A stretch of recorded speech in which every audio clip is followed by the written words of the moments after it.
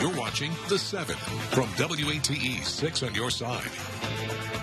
Good evening, I'm Bo Williams, and welcome to The 7. At the top of our Big 7 at 7 list, an explanation for plans to demolish rather than refurbish an old city building with more than 100 years of history. It's a move the owner tells us he could not avoid. We told you about the building last night, an 1890s era warehouse at 115 East Jackson Avenue. Knox Heritage says the site was once home to the Knoxville branch of the famous Armour Meat Packing Company. Yesterday, Knox Heritage put out a news release about the application for a demolition permit. That group worries about a domino effect for the historic neighborhood as the city builds this multi-use stadium nearby. Now, today we asked developer Jim Clanaris about this decision. Now, Clanaris' explanation is on display at the website for the project, dubbed the Excelsior, featuring pictures of the problems. Clanaris describes them as extreme structural issues, from failed roof beams to crumbling bricks to up and down floor heights, needing work to make them accessible.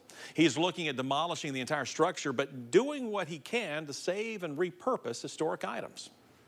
We try to preserve where we can. Every project that we've done in Knoxville has been a preservation project. So this is a little bit unusual for us not to preserve. And this is going to be in the building.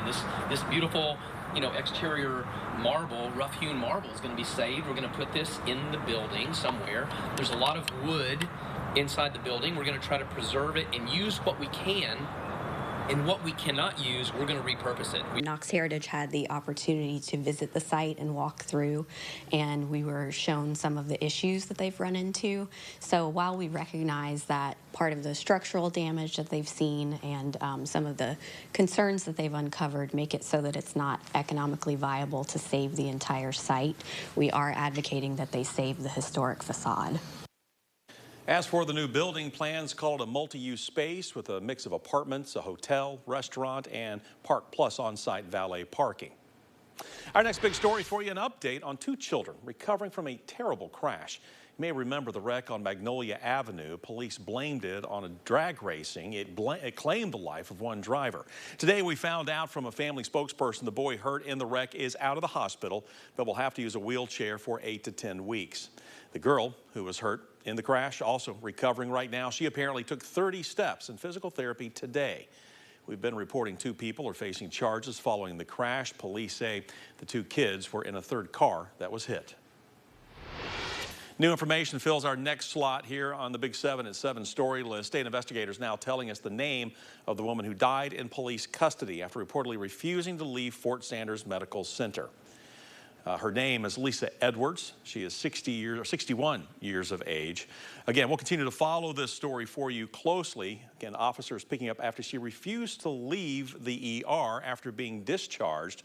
Officers then noticed in the back of their vehicle that she was unresponsive. That's when they took her to the hospital.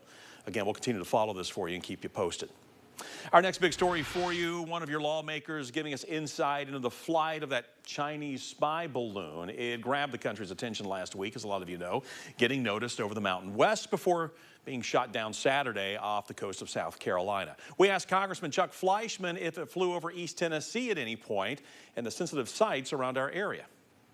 I have not gotten any intelligence briefings, but I was told at Republican conference last night that it did fly over Oak Ridge. There's no question this was and is a spy balloon, and it's wrong.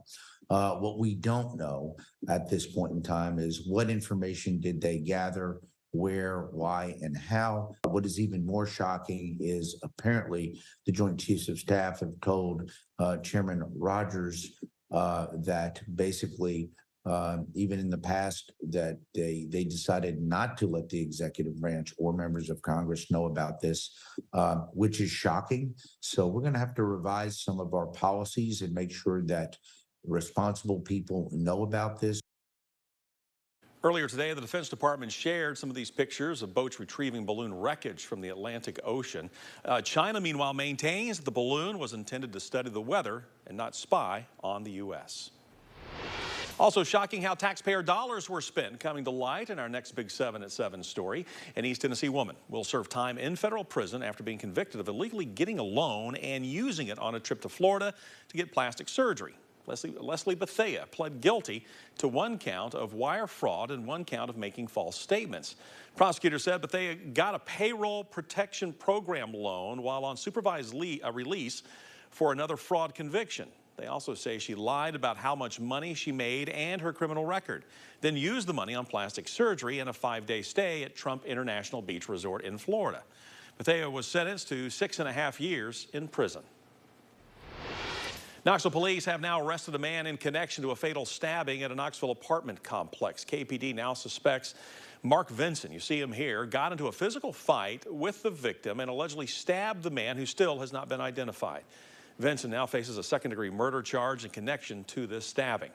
That stabbing happened, by the way, on Monday. As we've told you, officers responded to the Vista at Summit Hill Apartments just after midnight and found a man on the staircase with several stab wounds. The man was then taken to UT Medical Center, where he was pronounced dead. And we wrap up our Big 7 list with memories of a law enforcement pioneer. The TBI is mourning the loss of one of its first leaders, Arzo Carson. Its headquarters, by the way, is even named after him. Now, Carson grew up in Scott County here in East Tennessee and graduated from Oneida High School. The Navy veteran served in World War II. He then came back home to Tennessee, where he graduated with a law degree from UT and eventually became Attorney General for the 19th Judicial District. That's when he got the call to help start the TBI. Great mentor to all law enforcement surrounding counties in the state of Tennessee. He really set a standard for this organization that we continue today. His legacy lives on, not only on our building here in Nashville at headquarters with his name on it, but also the core philosophy that Director Carson put in place, and that was that guilt shall not escape, nor innocence suffer. That quote is on several TBI buildings, including the one here in Knoxville.